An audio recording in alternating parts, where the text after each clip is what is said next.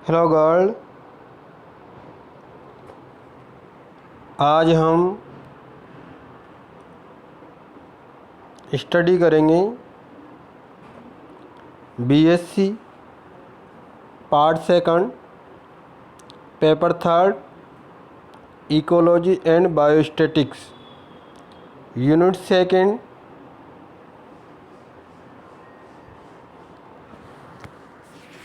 के अंतर्गत 12th दिन का अध्ययन करेंगे।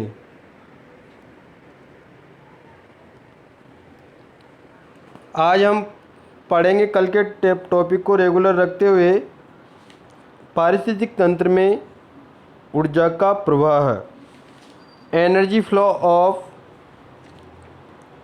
इकोसिस्टम। कल के आगे हम पढ़ते हुए जारी रखेंगे। ऊर्जा का स्थानांतरण का हम अध्ययन कर रहे थे। तो पारिस्थितिक तंत्र में खाद्य श्रृंखला के माध्यम से सबसे पहले ऊर्जा के प्रवाह का अध्ययन लिंडमान ने 1942 में किया था। मिनीसोटा झील में उसने ये सब किया था और अपनी धारणा को पोषण गतिकी ट्रॉपिक डायनेमिक्स नाम दिया था। जैसा कि मैंने कल बताया था तुम्हें, लिंडमान के अनुसार उसकी पोषण गतिकी की अवधारणा के अनुसार किसी भी पारिस्थितिक तंत्र के प्रत्येक पोषण स्तर में ऊर्जा संचय तथा ऊर्जा के रूपांतरण की दक्षता का ज्ञान हो तो उसके सभी कार्यों का हम ऊर्जा के आधार पर विवेचन कर सकते हैं। उन्होंने इसके लिए ऊर्जा प्रवाह मॉडल दिया था जो पारिस्थितिक तंत्र में लिंडमान का ऊर्जा प्रवाह मॉडल कहलाता है। लिंडमान ने अपने ऊर्जा प्रवाह मॉडल, जैसा कि मैं चित्र में आपको बता रहा हूँ, उसने अपने ऊर्जा प्रवाह मॉडल में बताया कि लैम्डा जीरो के रूप में सूर्य से ऊर्जा जो प्राप्त होती है उस ऊर्जा का अधिकतर भाग विकिरण के रूप में बाह्य जगत को स्थानांतरित कर दिया जाता है या बाह्य जगत में चली जाती है। सूर्य की ऊर्जा के जो विकिरण अवशोषित होते हैं वह विकिरण डेल वन के रूप में सबसे पहले प्रोड्यूसर यानी उत्पादक को प्राप्त होते हैं। उत्पादक से भी बहुत सारी ऊष्मा का शोषण के रूप में ह्रास हो जाता है जो R1 के नाम से दर्शाया गया है। शोषण के अतिरिक्त और भी ऊष्मा का ह्रास होता है। फिर बची हुई ऊर्जा लैम्डा 2 के रूप में इससे चेन में अगले वाले को मिलती है। फूड चेन की बात कर रहा था लिंडमान।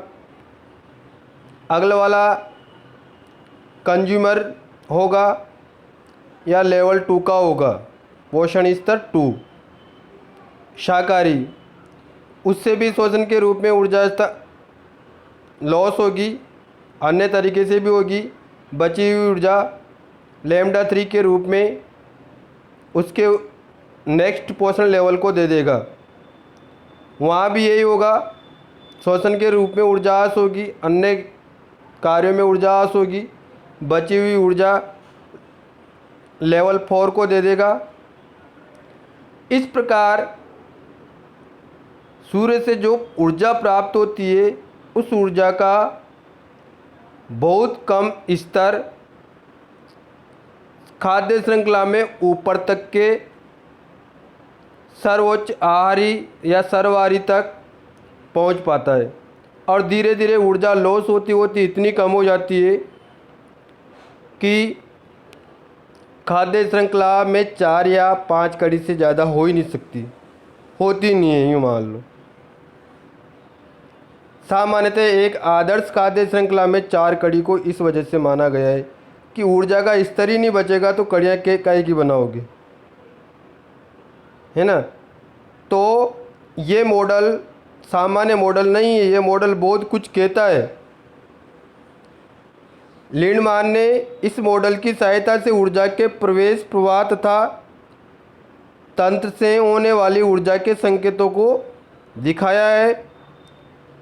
बाह्य जगत में शोषण के रूप में बहुत ऊर्जा का हास होता है, ये भी मॉडल में स्पष्ट रूप से बताया गया है। इस मॉडल के आधार पर ऊष्मा ऊर्जा प्रवाह में एक नियम चलता है, दशांश का नियम।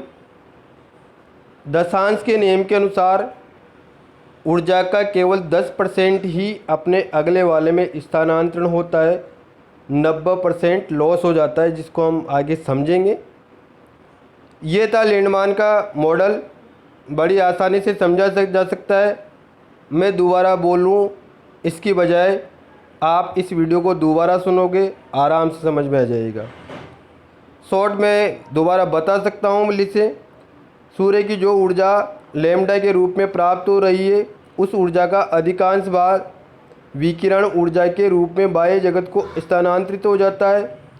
कुछ विकिरण जो अवशोषित होते हैं वह सबसे पहले लेवल वाले, जिसको हम पोष स्तरों में L1 कहते हैं, हम वैसे उसको उत्पादक बोलते हैं, ठीक है ना। पेड़ पौधे, इनको प्राप्त होता है, उनसे शोषण के रूप में और शोषण के अतिरिक्त ऊष्मा का हास होता है। बची हुई ऊर्जा व पोषण श्रृंखला की अगली कड़ी, जिसको हम L2 भी कह सकते हैं, जिसको हम ट्रॉपिक लेवल T2 भी कह सकते हैं, जिसको हम उपभोक्ता कंज्यूमर 1 भी कह सकते हैं। और डायरेक्ट ये उत्पादक का सेवन करता है, इसलिए इसे शाकाहारी भी कह सकते हैं। इसी प्रकार इसमें भी शोषण होगा और शोषण के अतिरिक्त भी ऊष्मा का हास होगा, और बची हुई ऊर्जा नेक्स्ट कड़ी को जाएगी, जिसे T3 कंज्यूमर 2 या मांसाहारी कहा जा सकता है, जो शाकाहारियों का सेवन करता है। इस प्रकार ऊर्जा का हास होता जाता है, धीरे धीरे ऊर्जा खत्म हो जाती है, और हम कह सकते हैं कि चौथी पांचवी कड़ी तक खाद्य श्रृंखला रहती है। इसी कड़ी में ओडम ने 1963 में बताया कि इकोलॉजिकल सिस्टम में ऊपर वाला लिंडमान का हो गया, ठीक है ना। अब ओडम के लिए पढ़ रहे हैं हम। ओडम ने 1963 में बताया कि इकोलॉजिकल सिस्टम में ऊर्जा का प्रवाह एक दिशा में होता है। उन्होंने अपने मॉडल में बॉक्सेज को जैववार या पोषण स्तर के द्वारा दिखाया, और पाइप्स को जैविक इकाइयों के मध्य ऊर्जा प्रवाह को शो करके दिखाया। आइए मैं दिखाऊंगा तुम्हें ओडम का मॉडल। ओडम के मॉडल को और उसके नियम को हम समझते हैं। तो आइए, खुलता है अपना नेक्स्ट 100 ओडम्स मॉडल। ये देखिए ओडम का मॉडल, अच्छा लगा? देखिए, बनाने की प्रैक्टिस किया करो, सब आएगा। अगर तुम कोशिश करोगे तो कोई अपने इंसानी जीवन से बाहर नहीं है। यह है ओडम का मॉडल। इसने अपने पारिस्थितिक तंत्र में एक दिशीय ऊर्जा प्रवाह को दिखाया है। इस मॉडल में तुम्हें सांकेतिक सब अर्थ मैंने साइड पे इधर लिख रखे हैं, किसको क्या कहा गया है, ठीक है ना। सबसे पहले देखते हैं सन एनर्जी आई, कुल ग्रहित ऊर्जा है, सूर्य से मिलने वाली टोटल ऊर्जा है आई, जिसको कुल ग्रहित ऊर्जा कहा गया है। माना कि यह ऊर्जा 300 कैलोरी है, तो इस ऊर्जा का 1500 कैलोरी, शायद एक जीरो ज़्यादा लग गया, 1500 समझ लेना इसको, ठीक है।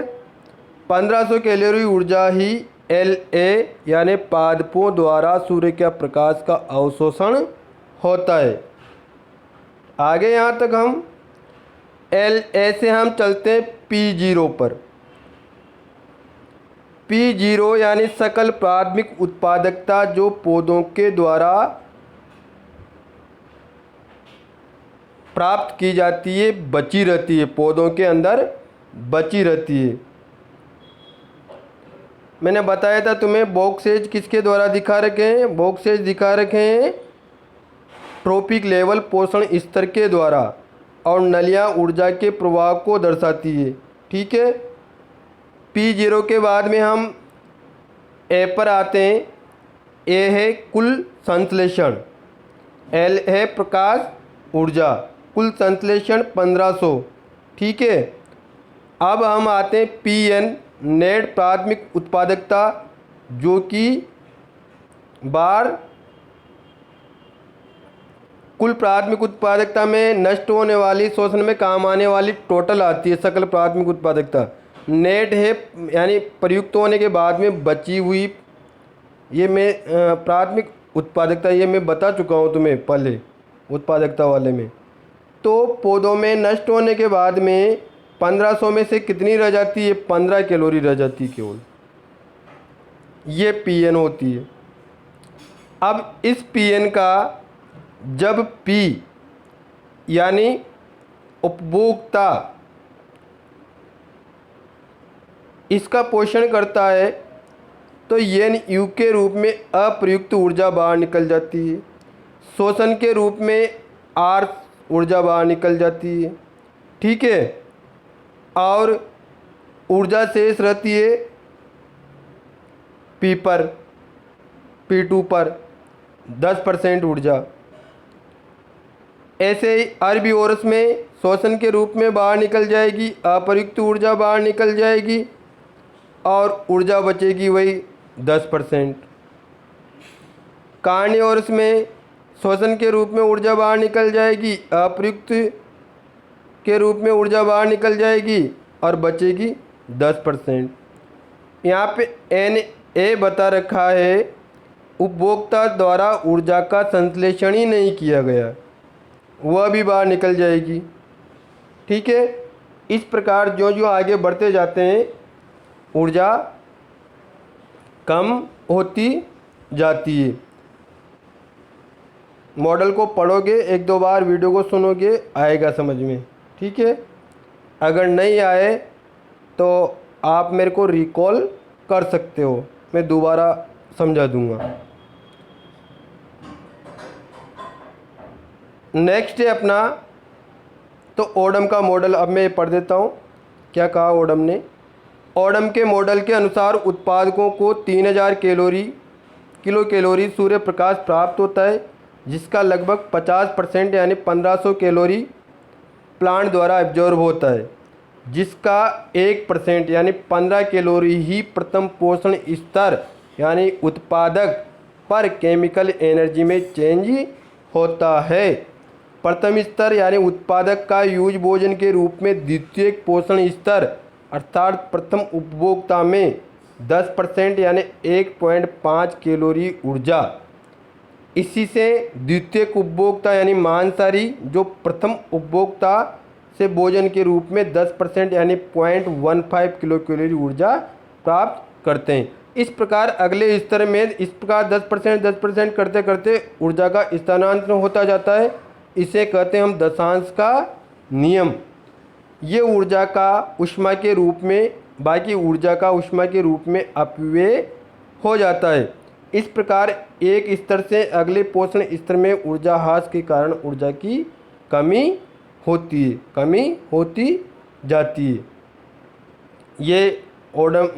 ये मैंने चित्र बताते समय भी तुम्हें समझाया और ये लिखा भी गया है। ठीक है।